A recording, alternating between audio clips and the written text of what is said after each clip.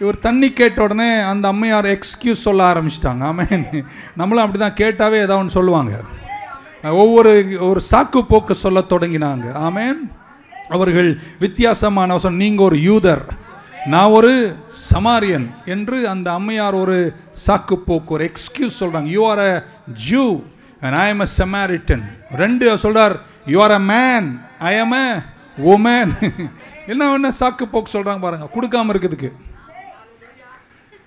அதுக்கப்புறம் சொல்றாங்க, நீங்கள் சியோன் மலையில் ஆராதிக்கிறீர்கள், நாங்கள் கெராசிம் மலையில் ஆராதிக்கிறோம். 3 விஷயத்தை அங்கே கொண்டு வராங்க. அது ஆழமா சிந்திக்க வேண்டிய விஷயம். ஒன்று ரேசிசம், ஒன்று நாங்க வேற ஜாதி நீங்க வேற ஜாதி. 2 செக்ஸிசம், நீங்க ஆணுங்க நானு பெண்ணுங்க அப்படின்றாரு. 3 நீங்க ஆராதிக்கிறது அந்த மலையில சியோன் மலையில், நாங்க ஆராதிக்கிறது இந்த மலையில. டினாமினேஷன்.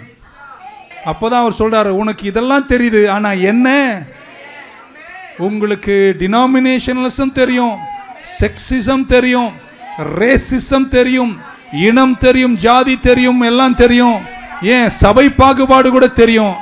ஆனா உங்களுக்கு யார தெரியல, என்ன தெரியல.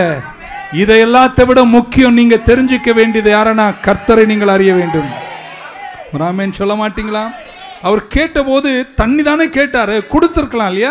அதுக்கு ஏன் இவ்வளோ சாக்கு சொல்றாருன்னா, அதுக்கு காரணம் என்ன தெரியுமா? ஜனங்கள் இன்றைக்கு கர்த்தருக்கு வாழ்க்கையா இருக்கட்டும், எதுவா இருக்கட்டும், கர்த்தருக்கு கொடுக்காமல் இருப்பதற்கு காரணம் ஒன்றுதான், கர்த்தரை அவர்கள் அறியாமல் இருக்கிறார்கள். நான் இப்படி சொல்லட்டுமா, அவ மட்டும் அவர் யாருன்னு தெரிஞ்சிருந்தா மொத்த குடத்தையும் கொடுத்திருப்பா. அப்ப கொடுக்காமல் இருப்பதற்கு காரணம் அவரை யாருன்னு தெரியல. அது வாழ்க்கையா இருக்கட்டும், எதுவா இருக்கட்டும், கர்த்தருக்கு கொடுக்காமல் இருப்பதற்கு காரணம் அவரை நீங்க யாரா இருக்கீங்க, தெரியாமல் இருக்கிறீர்கள். ஆமென். சாக்கு போக்குகளை சொல்லுகிறார். ஆமென் சொல்ல மாட்டீங்களா? எதுவுமே தெரியும். நம்ம ஆண்டவரை நல்லா அறிய அறிய அறிய நமக்கு மற்றதெல்லாம் லேசா தெரியுங்க. ஆமென். எத்தனை பேர் தெரியும், ஆண்டவருக்கு வாழ்க்கை கொடுத்து பாருங்க, வாழ்க்கையை சீரமைத்து ஆசீர்வதிப்பார். ஆண்டவருக்கு செல்வத்தை கொடுத்து பாருங்க, அவர் பரலோகத்தின் பலகணிகளை திறந்து இடம் கொள்ளாமல் போகும் மட்டும் உங்களை ஆசீர்வதிப்பார். உங்களை கர்த்தர் கைவிடவே மாட்டார். அவரை மட்டும் தெரிஞ்சா கொடுப்பது என்பது ஒரு பிரச்சனையே இல்லை. அவரை தெரியாததனால்தான் கொடுப்பதில் நமக்கு பெரிய ஒரு போராட்டமே வருது.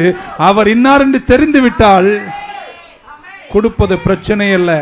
அதனால்தான் அவர் சொன்னார், நீங்க கொடுங்கள், அப்பொழுது உங்களுக்கு கூட கொடுக்கப்படும், அமுக்கி குலுக்கி சரிந்து விழச் செய்வார். ஆமென். உன் அப்பத்தை எடுத்து தண்ணீர்கள் மேல் போடு, அநேக நாட்களுக்கு பின்பு கர்த்தர் அதன் பலன்களை திரும்ப தருவார். ஒரு ஆமென் சொல்ல மாட்டீங்களா? ஆண்டவரை தெரிஞ்சா நம்ம எதையுமே கர்த்தருக்கு கொடுப்போம். தெரியாததனால்தான் ப்ராப்ளம். போகலாம், கொஞ்சம் தூரம் போகலாம். கிணற்றண்டை, யாக்கோபின் கிணற்றண்டை இருக்கிறார். ஆமென்.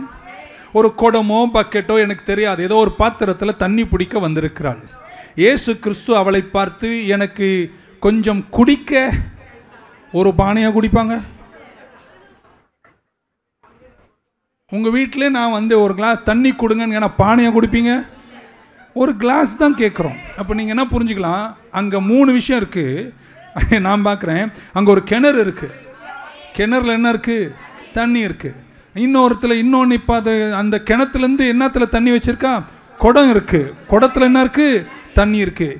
இவர் கிணறையும் கேட்கல, குடமும் கேட்கல, ஒரு கிளாஸ் தான் கேட்குறார்.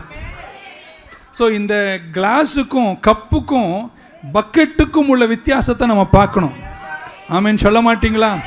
ஆண்டவர் சொல்கிறார், இவ்வளோ தண்ணி பிடிச்சி வச்சுருக்க, பக்கெட் நிறைய, குடம் நிறையா இருக்குது, இப்போ எனக்கு குடிப்பதற்கு கொஞ்சம் தாக ஜலத்தை தருவியா, கொஞ்சம் தண்ணீரை தருவியான்னு கேட்குறார். கப் என்பது கொஞ்சம், குடம் என்பது பெருசு. புரியாது உங்களுக்கு? அது ஒரு 20 லிட்டர் குடம், அது தலைமையில் வச்சுட்டு போனோம். இவர் கேட்குறது அதில் ஒரு 50 ml. இன்னும் புரியாதானே? அவ்வளோ இருக்கீங்களா? மொத்த குடம் உனக்கு, நான் கேட்கறது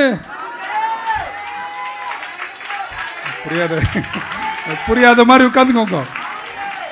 ஆமென். நான் உனக்கு எல்லாமே தந்துட்டேன், ஆனா நீ ஒன்று புரிஞ்சுக்கணும், நான் குடத்தை கேட்கல, குடம் நீ வச்சுக்கோ, அதுல இருக்கிற 20 லிட்டர் நீ எடுத்துக்கோ. நான் கேட்கறது ஒரு 50 ml என் தாகத்துக்காக. எனக்கு அது கூட தேவையில்லைன்னா உன்கிட்ட கொடுக்க வச்சா நான் உன்னை வேற லெவல் கொண்டு போயிடுவேன். இயேசு அவளோடு கூட பேசுகிறார். எத்தனை பேர் ஆண்டவருடைய உறவு சரியாச்சுன்னா, அவர் யாரு நீங்க தெரிஞ்சிட்டீங்கன்னா ஒரு நாள் நீங்க குறையவே மாட்டீங்க. உங்களை கர்த்தர் ஆசீர்வதிப்பார். இப்படி சொல்லட்டுமா? ஆமீன் சொல்ல மாட்டீங்களா? நல்லா கேட்டுக்கோங்க இந்த ஸ்டேட்மெண்ட்டை. உங்க குடத்தில் இருக்கிற கொஞ்சத்தை நீங்க கர்த்தருக்கு கப்பில் கொடுத்தீங்கன்னா அவர் உங்களுக்கு கப்பு குடம் கொடுக்க மாட்டாரு, ஒரு கிணறையே கொடுத்துருவார். இன்னொரு வாட்டி கேட்கல பாருங்க. அந்த குடத்துல இருக்கிற கொஞ்சத்தை அவர் கேட்டார் பாருங்க, அதை மட்டும் சமரிய பெண் அவருக்கு கொடுத்துட்டா அவர் என்ன தெரியுமா சொல்றாரு? இனி ஒரு நாளும் நீ தாகம் அடையாத ஜீவ. இன்னொரு வாட்டி குடத்தில் இருக்கிற கொஞ்சத்தை நீ அவருக்கு கொடுத்துட்டீங்கன்னா அவர் உனக்கு கப்பு குடமெல்லாம் தரமாட்டாரு, ஒரு கிணறையே தந்து காலமெல்லாம் ஒரு நாளும் நீ தாகம் எடுக்காமல் நான் ஜீவ தண்ணீரை உனக்கு தருவேனாரு. கர்த்தர் உங்ககிட்ட கேட்கிறார்னா அது எதற்காக? ஒரே ஒரு காரணம் தான், உன்னை ஆசீர்வதிப்பதற்காக மட்டும்தான் கேட்கிறார். ஒரு ஆமேன் சொல்ல மாட்டீங்களா? ஹல்லேலூயா. அவ சொல்றான், நான் இங்க டெய்லி வந்து குடிச்சிட்டு தான் இருக்கேன், ஆனா என் தாகம் தீர்வதே எவ்வளவு குடிச்சாலும் தீராது. தேவனோடு இருக்கின்ற அவர் யாரென்று அறிந்து அந்த உறவுக்குள்ள என்னைக்கு நிலையாக நீங்க வர்றீங்களோ, என்னைக்கு நீங்க ரட்சிக்கப்பட்டு பரிசுத்த ஆவியானவர் உங்களுக்குள்ள வராரோ, அது வரைக்கும் உங்க தாகமே தீராதுங்க. எத்தனை பேர் விசுவாசிக்கிறீங்க? அவர் மரித்தார், அடக்கம் பண்ணப்பட்டார், உயிர் தெழுந்தார், அவரை நான் ஏற்றுக்கொண்டேன், அவரை விசுவாசிக்கிறேன். என்னைக்கு அங்க வந்தீங்களோ அன்னைக்கே பரிசுத்த ஆவியானவர் உங்களுக்குள்ள வந்துட்டாரு.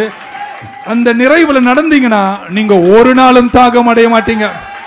நான் இந்த பெண்மணியை சார்ந்து சொல்றேன். ஆமீன் சொல்ல மாட்டீங்களா?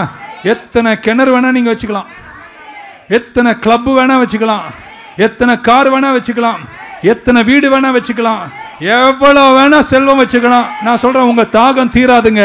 உங்க தாகம் தீர ஒரே வழி,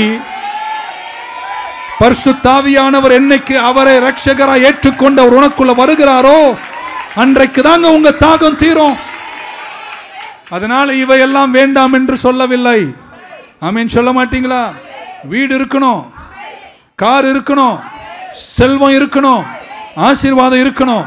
ஆனா இது எவ்வளவுதான் நீங்க தேடினாலும், வச்சுங்களேன், டெய்லி ஒரு காரை வாங்குங்க, வாரம் வாரம் ஒரு காரை வாங்குங்க, நான் சொல்றேன் நீங்க திருப்தி அடைய மாட்டீங்க.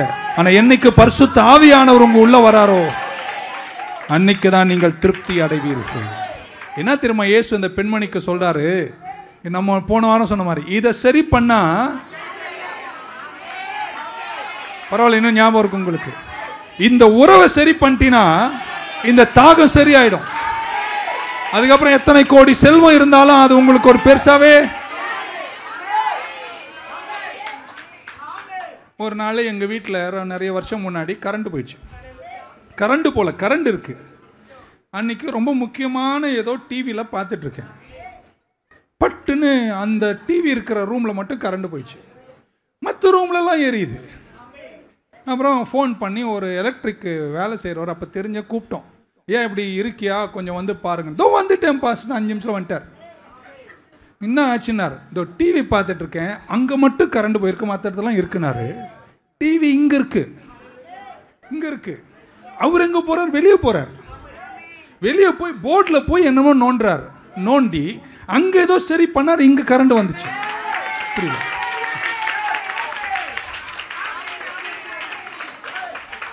அங்கே சரி பண்ணா இங்கே இல்லை, மாற்றி சொல்லுவேன், இங்கே சரி பண்ணா மற்றதெல்லாம். அவர் போயிட்டாரு, நான் உட்காந்து டிவியை பார்த்துட்டு இருந்தேன்.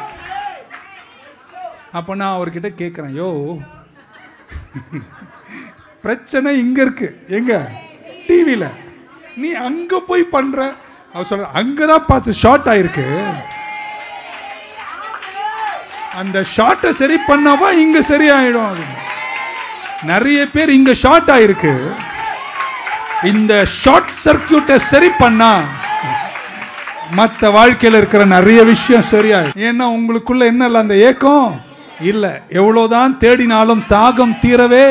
நான் சொல்றேன் கேளுங்களேன், என்ன தேடுங்க, யாரை தேடுங்க, எதை தேடுங்க, தாகம் தீரணுமா? என்னைக்கு ரட்சிக்கப்பட்டு பரிசுத்த ஆவி உள்ள வந்தாரோ அந்த ஷார்ட் கட், அந்த ஷார்ட் சர்க்கியூட்டை என்னைக்கு உறவை சரிப்படுத்துறீங்களோ அன்னைக்கு மற்றதெல்லாமே உங்களுக்கு திருப்தி அடையும். ஒரு ஆமென் சொல்ல மாட்டீங்களா? ஹல்லேலூயா. ஸோ இயேசு அந்த பெண்மணியோடு பேசுகிறார். ஆமென். திடீர்னு அந்த அம்மா இப்படி சாக்கு போக்கு கூட தண்ணி தானே கேட்டார். இன்னொரு வாட்டி மறக்காதீங்க, அவர் கப்பு தான் கேட்டார், குடம் கேட்கல. இந்த கப்பில் இருக்கிற கொஞ்சம் கொடுத்தீங்கன்னா, அந்த குடத்தில் இருக்கிற கொஞ்சத்தை கொடுத்தீங்கன்னா அவர் உனக்கு ஒரு கிணறே கொடுப்பார். அது நல்ல ஒரு சிந்தனை மாதிரி எனக்கு தெரிஞ்சுது. இயேசு கிறிஸ்து பேசுகிறார். அந்த அம்மா இப்படி சாக்கு போக்கெல்லாம் சொன்னோடனே டப்புன்னு ஒரு கேள்வி கேட்டார், உன் புருஷன் வாச்சுடா வந்துச்சுடா. அவன் என்ன சொன்னான், எனக்கு புருஷனே இல்லைன்ட்டா. அப்போ தான் அவர் சொன்னார், உனக்கு 5 புருஷர்கள், இப்பொழுது உள்ளவனும் உன் புருஷன் அல்ல. அப்படின்னா அப்படிதான். அந்த வேர்டில் எவ்வளோ ஆழம் இருக்கு பாருங்க. சொல்றாரு, உனக்கு எத்தனை புருஷர்கள்? 5 புருஷர்கள், இப்பொழுது உள்ளவனும் உன் புருஷன் அல்லன்றார். அப்படின்னா வேற யாரோ புருஷன். புரியாது உங்களுக்கு? ஆமீன். ஆண்டவர் எவ்வளோ ஒரு தீர்க்கதரிசி. ஆமீன் சொல்ல மாட்டீங்களா? ஸோ அவர் என்ன சொல்றாருன்னா, நீ தேவனோடு கூட உள்ள உறவை மட்டும் நீ சரி பண்ணி பரிசுத்த ஆவியானவருடைய திருப்தியில் வந்துட்டினா மற்றதெல்லாம் உனக்கு சரியாயிரும்.